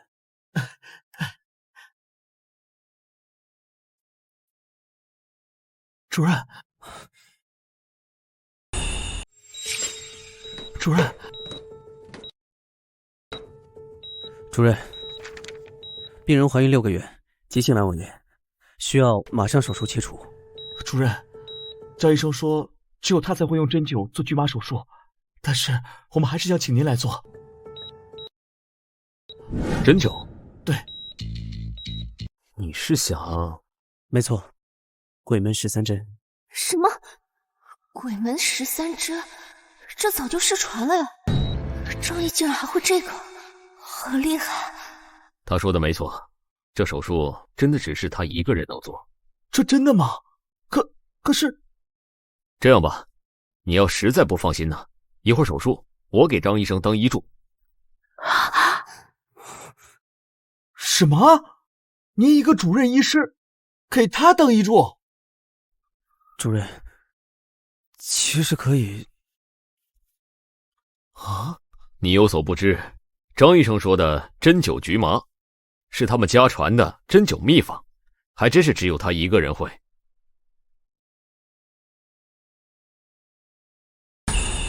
针灸秘方还真是只有他一个人会。针灸秘方？可是……放心吧，一会儿我会一直在旁边盯着，不会让病人有事的。老师这是用他个人的声誉给我做保呀，我绝对不能让他失望。好吧，那就拜托张医生了。没事，这是我应该做的。林医生，你跟台做2助吧，多学习学习。好呀，谢谢主任。主任，那我呢？一起吧。谢谢主任。这是我名正言顺主刀的第1台手术，必须要做好。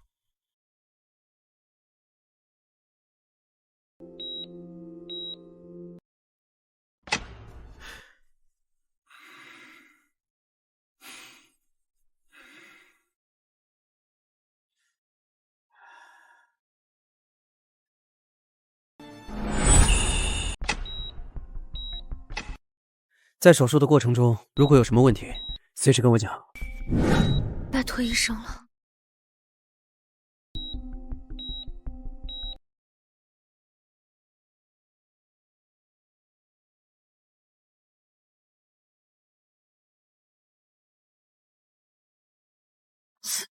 扎的过程中可能有点疼，不过一会儿就好了。没事，为了孩子，我能忍。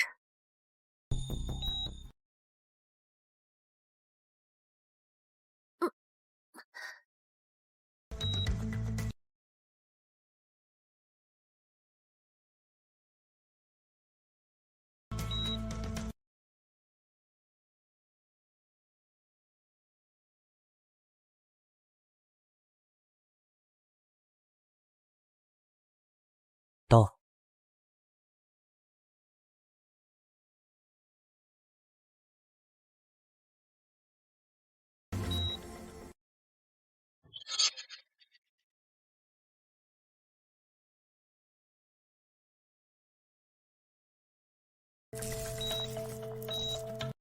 怎么样？有什么感觉吗？啊，开始了吗？我一点都没觉得疼。我没骗你吧？嗯。那我们开始吧。我们开始吧。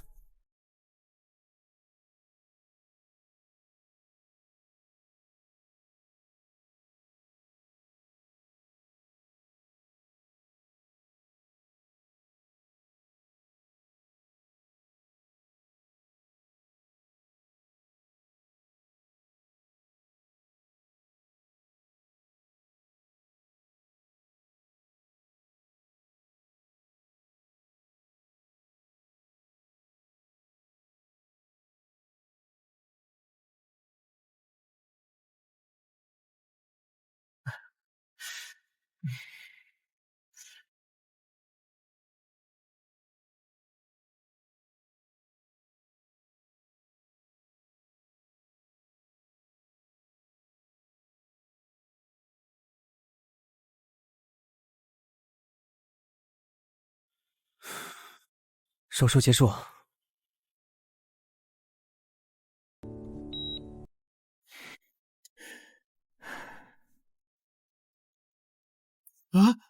医生，你们怎么这都出来了？我媳妇她没事吧？医生，你们怎么这都出来了？我媳妇她没事吧？手术做完了就出来了。啥？你们才进去不到10分钟啊，手术就做完了？这也太快了！这回你见识到我们张医生的实力了吧？这次啊，多亏了张医生，手术非常成功，母子俩都保住了。谢谢您，医生，您真是救了我们的命啊！我给您磕头。快起来，这是我应该做的。好。术后密切观察你妻子，有什么问题随时跟我们联系。好。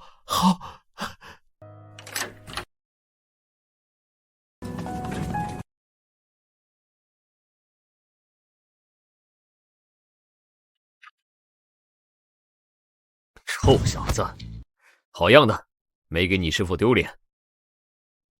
都是师傅教的好。没想到张毅竟然这么厉害，看来他们这届的优秀毕业生非他莫属了。一哥，你能不能让我当一助，下次林医生当2助啊？可是我要带着林医生啊，今天他做的也不错，这医助的问题嘛，你还得学习学习。不过这学费，哎呀，我懂。一哥，肩膀酸了吧？我给你捏一下。这左肩也有点左肩，来捏一下。今天做手术，手也特疼。手疼，来捏一下，捏一下。这嘴也有点干。一哥，想喝什么奶茶呀？我要喝。你要喝杨枝甘露。能。张毅，今天谢谢你带我跟谈，我请你喝奶茶。谢谢啊。但我还有点事，我要先走了。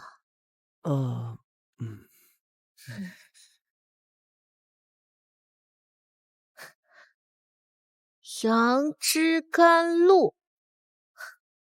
那奶茶你还要吗？怎么不要？反正我的胃袋大。好嘞，快去换衣服吧，待会儿还要去同学会呢。对哦，你不说我还忘了，我倒要看看班长能有多拽。哎，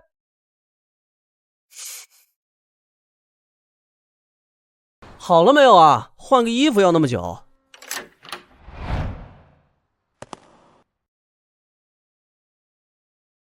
好了好了，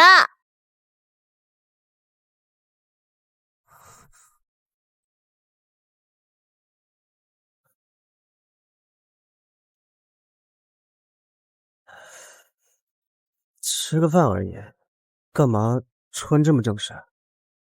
难得同学聚会一次，我当然要惊艳所有人。走吧，吃饭。走。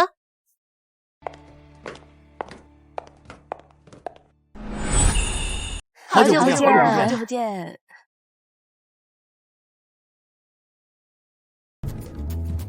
好久不见。张毅、杨玉，你们来了，快坐快坐。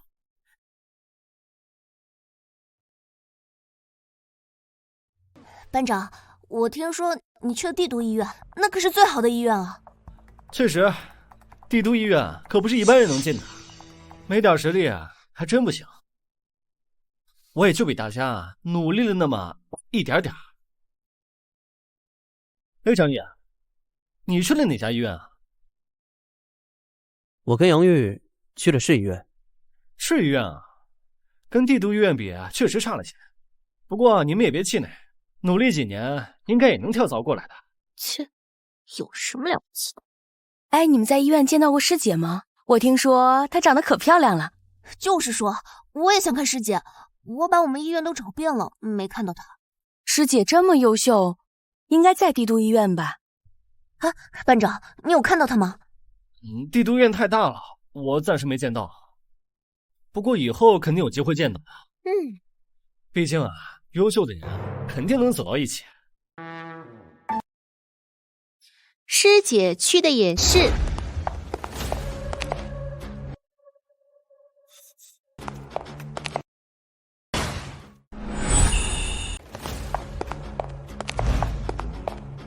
哎呀，让大家久等了。老师请坐，师姐请坐。好，坐，都坐。我今天呢，特地把巧儿带过来。林氏集团呢，是知名的医疗企业，你们可要好好表现。如果将来能进林氏集团，也是不错的选择呀。哪里，大家都是同学，互相学习。师姐好漂亮啊，像仙女一样。可不是吗？要是她能和我在同一家医院，那我每天都去找她。还是班长爽啊，能跟师姐在同一家医院，能够经常见到。只有我这么优秀的人才配跟师姐共事。不过我怎么一直没见到她呢？哎，师姐，听说你去临床实践了，但是我在帝都医院怎么没见你？是啊，班长也在帝都医院，正好你俩可以做个伴儿。我没去帝都医院啊。啊？那你去了哪家医院啊？我去的市医院。我去的市医院。啊？师姐去了市医院，那岂不是跟毅哥和杨玉在同一家医院？你俩可以啊，师姐去了你们那都不说一声。看你们聊得这么开心，所以就没有打断你们。市医院比不上帝都医院，说了也没人信呗。同一家医院又怎么样？你俩实力这么差，跟师姐肯定聊不到一块儿去。只有我才能跟师姐同频交流。哎，师姐，听说你是跨专业考过来的？我本科并不是学医的，在做医疗行业之前，我不太了解医学。但这越学嘛，越觉得其中非常难懂，所以这不是去临床实践了吗？师姐说的没错，像很多知识啊，都需要去临床学习。就像我们帝都医院啊，碰到的都是棘手病例，身边都是专家教授，可以学习的东西啊有很多。没错，我刚刚还跟了阑尾手术，确实学到了不少东西。嘿，巧了，我也跟了一台阑尾手术，要不然怎么说啊，我能跟师姐聊到一块儿去呢？师姐，那你跟的是哪个专家呀？出名的专家我们可都知道。我跟的张毅。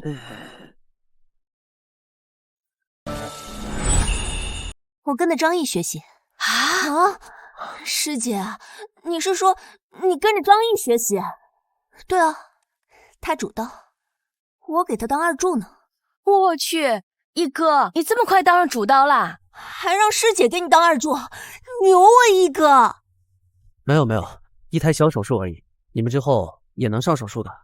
咱一哥多低调，不像某些人跟台阑尾手术，巴不得全世界都知道。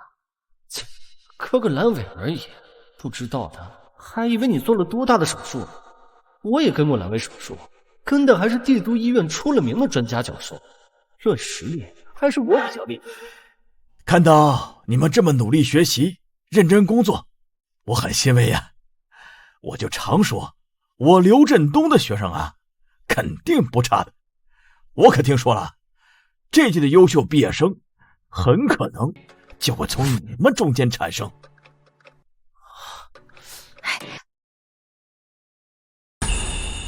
今年的优秀毕业生啊，是根据你们各方面的表现，综合评分最高的，包括你们跟台次数、缝合次数和是否主刀等。到时候啊，你们的科室主任会把你们的评分报到学校来，评分综合最高的就是优秀毕业生。我可听巧儿说了，优秀毕业生林氏集团会高薪聘请过来工作。没错，我们林氏集团非常重视人才，如果有才华的话，林氏集团的大门随时为各位敞开。哇，林氏集团，我也想拿优秀毕业生，可是这半年在医院，我只跟台了1次手术，缝合了3、4次，1次主刀也没有。我的情况跟你差不多，看来我们和优秀毕业生无缘了。哎，班长，你估过分吗？我也没主刀过，但是我跟了4、5台手术，缝合更是10几次，这表现也就一般般吧。哇，不愧是班长，这实力杠杠的呀！班长牛啊！嘿，张毅，你有算过自己能得多少分吗？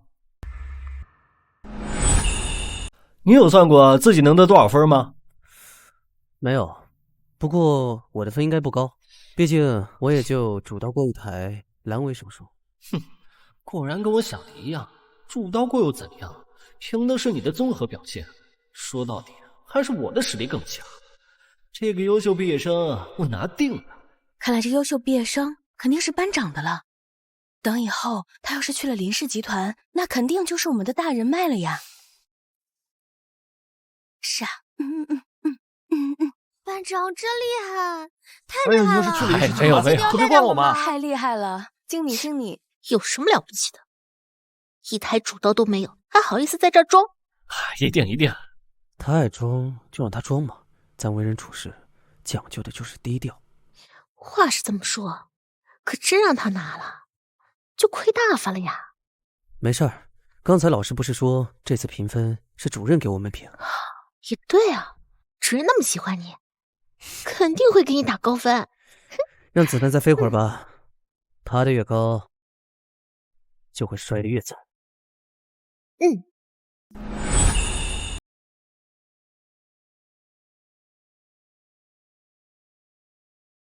班长，这次的优秀毕业生必须是你吧？没问题，必须的呀。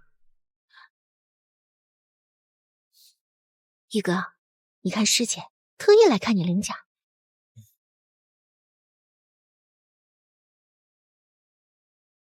他说张毅要领奖。领奖？张毅啊，今天穿的这么正式，该不会以为来领奖的吧？没有，今天毕业典礼穿正式点应该的。那就好，就怕你准备这么多，到头来却是一场空。我可是听说了，这次我们主任给我打了很高分，这次的优秀毕业生肯定是我吧？那就恭喜班长。其实你已经很优秀了，但综合实力看的话，还是差了那么一点点。是，该向班长学习。看在我们同学的份上，你在市医院深造几年，等我在帝都医院当上主任了，想办法把你带到我手下来。好，那就先感谢班长了。一个儿，我怎么听他说话，怎么想揍他？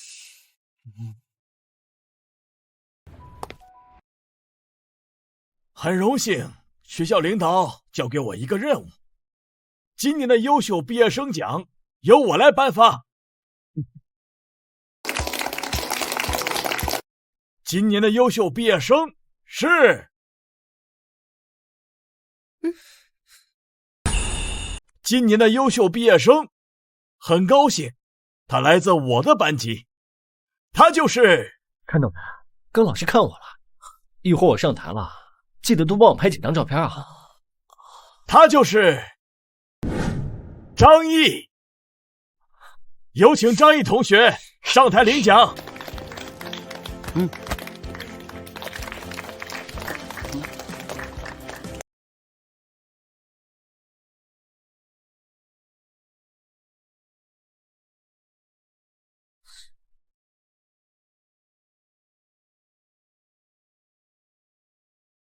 首先，感谢学校多年的栽培；其次，感谢老师们的辛苦付出。作为一名医护人员，我们要时刻牢记，我们是病人生命的最后一道防线。在今后的日子里，我们要用我们的专业和努力，守住这个防线，让所有的病人能够康复、健康。最后，我想感谢一位一直在我身后默默付出、支持我的人。你这么厉害，还要开除你？不行，我要找院长理论。钱院长，一哥的实习成绩一直都是第一，可是何主任就是不让他留院，真的是鬼门十三针，活了一哥！一哥，我也相信你。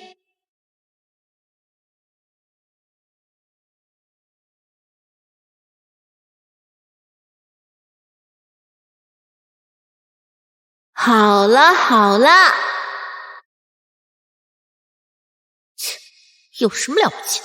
一台主刀都没有，还好意思在这儿装？